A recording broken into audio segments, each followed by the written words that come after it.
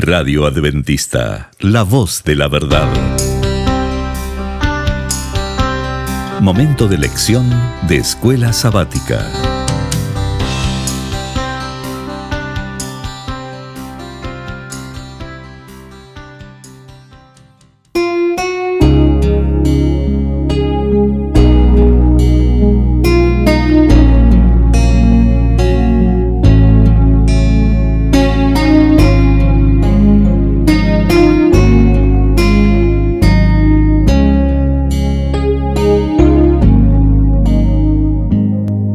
Bienvenidos amigos y hermanos al estudio diario de lecciones de Escuela Sabática. La palabra de Dios dice: mas buscad primeramente el reino de Dios y su justicia, y todas las demás cosas vendrán por añadidura. Por eso, a partir de este momento, Radio Adventista, la voz de la verdad, te invita a mantener la sintonía del cielo para que puedas escuchar y comprender el estudio de hoy con nuestro hermano Humberto Cativo. Que el Señor les bendiga, mis queridos hermanos y amigos. Qué hermoso haber pasado este santo sábado en comunión especial con nuestro Creador y Redentor. Haber pasado este sábado como una probadita de lo que será cuando vivamos eternamente con Jesús. Él estará con nosotros y nosotros estaremos con Él. Este sábado, eso es lo que vivimos. Vivimos en una estrecha comunión con Jesús. Eso es lo que nos recuerda cada sábado. Y que por eso vale la pena perseverar hasta que Él venga. Bien, hermanos, estamos por comenzar la lección número 9. Jesús, el sacrificio perfecto. La lección número 9. Oremos. Amado Padre que está en los cielos, Señor Jehová, alabado sea su santo nombre. Gracias por su infinita gracia y misericordia. Gracias, Señor, por este nuevo día que nos concede. Suplicamos, Señor, que al iniciar este día, su Santo Espíritu llene nuestras vidas para vivir este día en obediencia a su palabra, poniendo en alto su nombre, y así prepararnos para cuando nuestro Señor Jesucristo regrese de las bodas. Gracias, mi Señor. Todo lo agradecemos y lo suplicamos en el sagrado nombre de nuestro Señor Jesús. Amén. Jesús, el sacrificio perfecto. Sacrificio por el pecado. El sacrificio antiguamente era el cordero, el cual la persona imponía las manos sobre la cabeza del animal, como un símbolo de que él reconocía su pecado, pero lo transmitía a ese animalito inocente, y ese animalito inocente debía morir por el pecado o los pecados de la persona que le había impuesto sus manos sobre la cabeza al cordero. Pero todo eso era un símbolo del verdadero cordero, el cual había de morir por los pecados del mundo. Así es que Jesús, el Salvador, nuestro Salvador, es el sacrificio perfecto. O sea, es el Cordero perfecto que no tiene ninguna mancha. Mancha de pecado no hay en Él. Él es perfecto. Y todos los sacrificios señalaban a Jesús. Todos aquellos sacrificios señalaban a aquel que había de venir para dar su vida una vez y para siempre. Así es de que Jesús es el Cordero sin mancha, sin pecado. Él muere por los pecados del mundo. Por eso nos dice el versículo de memoria: porque con una sola ofrenda hizo perfectos para siempre a los santificados.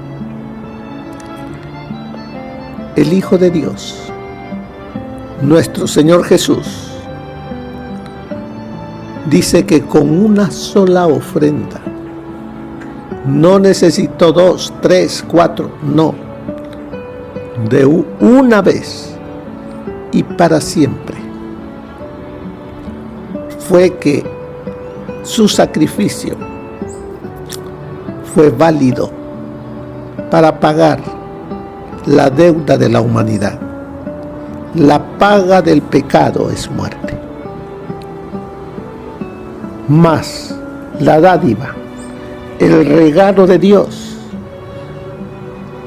para la humanidad es vida eterna en Cristo Jesús. Pero vemos cómo es que Él ofrece su vida. Cómo es que Él redime a la humanidad. Dice que sobre un madero Él fue crucificado y levantado, y todos aquellos que le vean, se alleguen a Él, son perdonados. Pero ¿cómo se consideraba la muerte de cruz? ¿Quiénes eran llevados hasta esa clase de muerte? Esa era la muerte vergonzosa, la muerte cruel, donde la persona que moría en una cruz era muerto desnudo y lentamente. Los clavos no lo mataban, lo hacían sufrir por varios días, hasta que al fin moría. Pero usted dirá, el Señor Jesús solamente duró horas. Fueron horas de angustia, porque lo que lo mató a Él no fueron los clavos, fue la carga de nuestros pecados. Pero Él dice, con una sola ofrenda hizo perfectos para siempre a los santificados. ¿Y quiénes son los santificados? Los santificados son aquellos que por Él se allegan a Dios, aquellos que reconocen el sacrificio de Jesús como su sustituto, que Él muere por sus pecados. La idea, dice ahí la lección, la idea de que un hombre declarado culpable y ejecutado en una cruz debería ser adorado como Dios era ofensiva para la mentalidad antigua. Imagínese usted viviendo en aquel entonces. Vámonos al tiempo de Jesús. Roma crucificaba a aquellos que cometían un delito contra el imperio, o mataban a un soldado, o hacían algo en contra de Roma. Recuerde que el judío odiaba a Roma y todo lo que era de Roma. Y al Señor Jesús, sin haber hecho algo que ofendiera a Roma, he llevado hasta la cruz. Y ahora, después de muerto, empiezan los discípulos a decir que hay que adorarle. ¿Cómo la mentalidad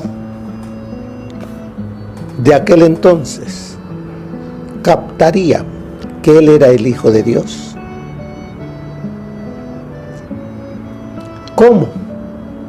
¿Cómo podía la gente de aquel entonces reconocer a Jesús como el Salvador? Por medio de las Escrituras. Porque las Escrituras hablaban acerca de lo que iba a acontecerle al Salvador del mundo. ¿Se recuerdan cuando las serpientes mordían a las gentes y estaban muriendo? ¿Qué le dijo Dios a Moisés? Que levantara una serpiente y aquel que la mirara no moriría, sino que se salvaría. Recuerde que el Señor Jesús dice que en las Escrituras, todas las Escrituras hablan de Él, desde el Génesis hasta el Apocalipsis. En todo libro tenemos que buscar y encontrar acerca de nuestro Señor Jesús. Pero vemos que esa idea de que un hombre declarado culpable era ejecutado en una cruz, debería ser adorado como Dios, era ofensiva para la mentalidad antigua. Todo es por fe. Creer que Él dio su vida por mí. Y eso el pueblo de Israel lo sabía, porque Él diariamente venía al altar para estar delante del altar cuando el sumo sacerdote ofrecía diariamente a las 9 de la mañana el servicio matutino y a las 3 de la tarde el servicio vespertino, matando a un cordero por los pecados del pueblo. Allí el sumo sacerdote oficiaba como mediador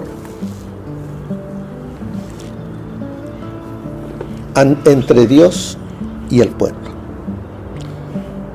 Sigue diciéndonos la lección, allí la introducción.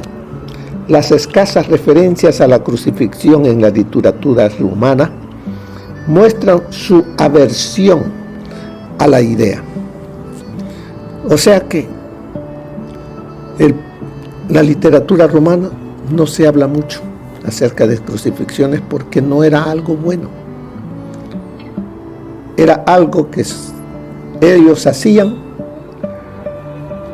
a sus enemigos. Para los judíos, la ley declaraba que un hombre empalado en un árbol era maldito por Dios. O sea que para el pueblo judío también se consideraba que aquella persona que era colgada era rechazado por Dios, era maldito por Dios. Y el Hijo de Dios llegó hasta eso por amor a nosotros. Él cargó en su cuerpo sobre un madero los pecados del mundo. Sigue diciéndonos la lección. Por consiguiente, los primeros motivos que encontramos en las pinturas cristianas de las catacumbas no eran una cruz. Era, dice allí, el pavo real, que supuestamente simbolizaba la inmortalidad. Se encontraban allí figuras de una paloma pintada. También se encontraban en las catacumbas la palma de la victoria del atleta y el pez. Posteriormente aparecieron otras temáticas: el arca de Noé, Abraham sacrificando el cordero en lugar de Isaac, Daniel en el foso de los leones, Jonás escupido por el pez, un pastor que lleva un cordero, o representaciones de milagros como la curación del paralítico y la resurrección de Lázaro. Estos eran símbolos de salvación, victoria y cuidado. Eso es lo que expresaba la mente humana para recordar algo de lo que Dios había hecho, pero no la cruz.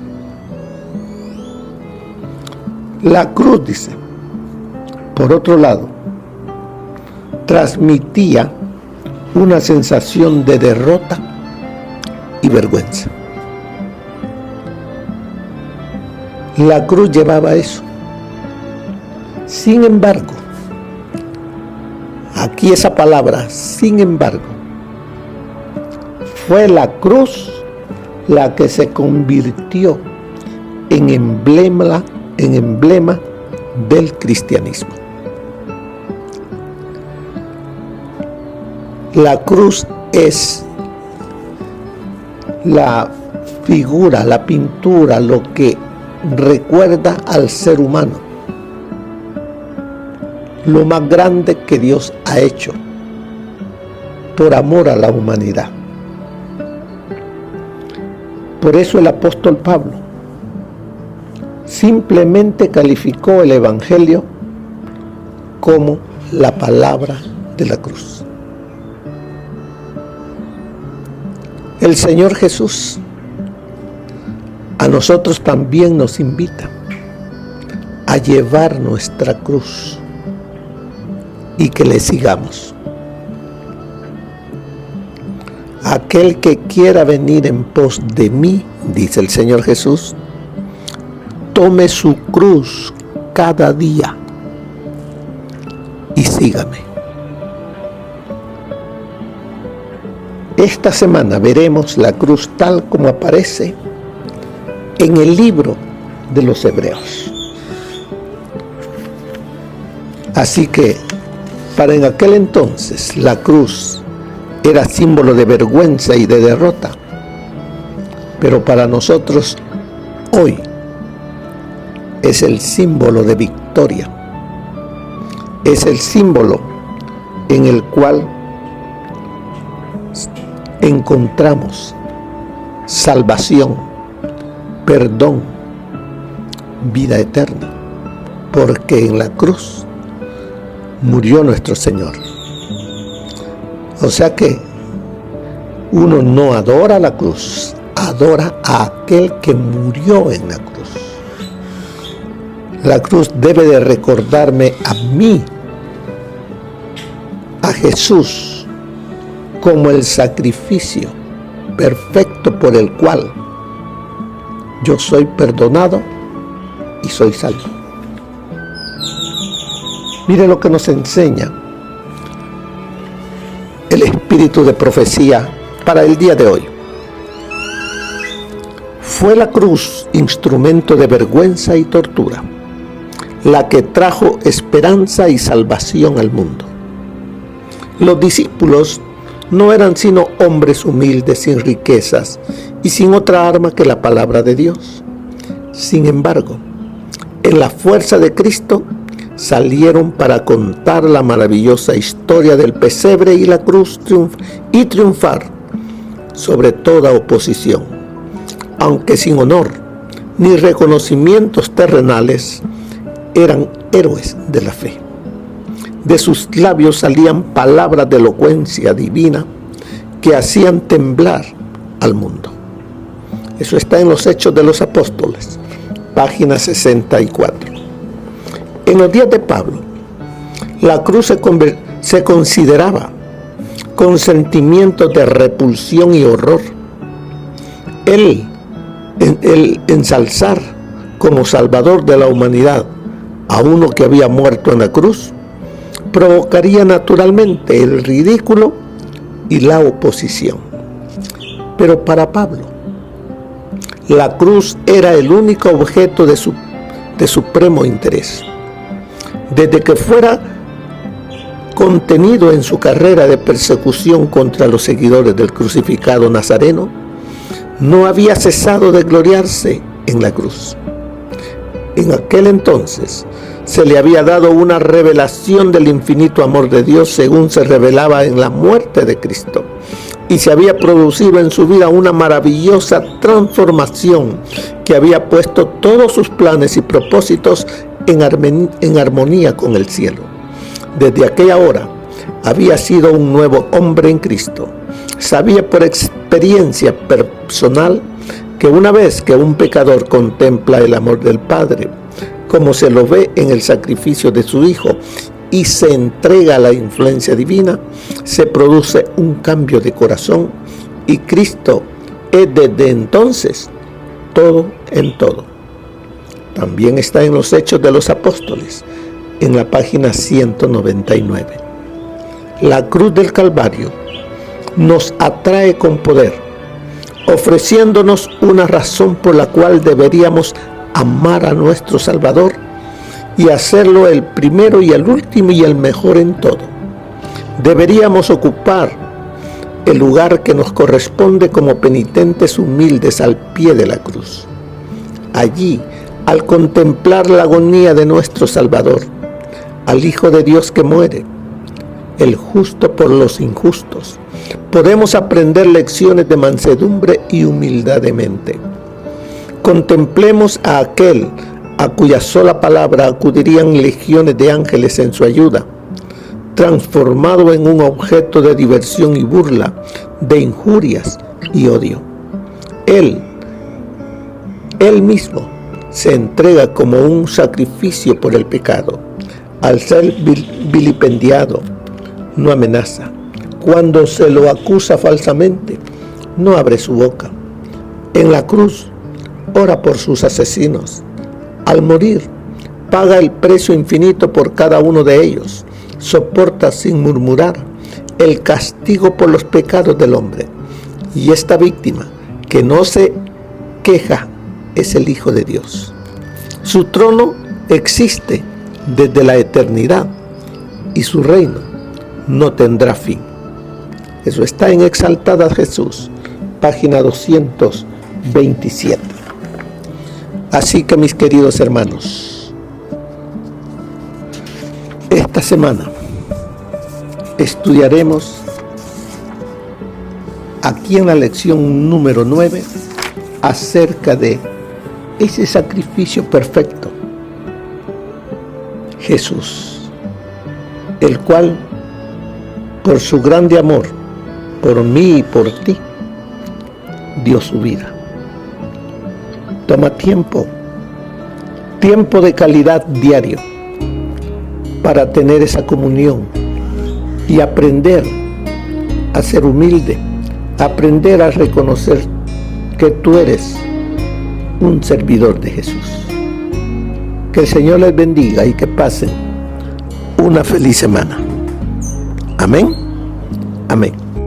Gracias por habernos acompañado en el estudio de hoy de Lecciones de Escuela Sabática. Te esperamos para nuestra próxima transmisión aquí por Radio Adventista, La Voz de la Verdad. Y recuerda sintonizarnos siempre, también Puedes encontrar estos audios en nuestro canal de YouTube. Búscanos como La Voz de la Verdad. Allí encontrará estos audios. Que tengas un feliz día. Te esperamos para la próxima.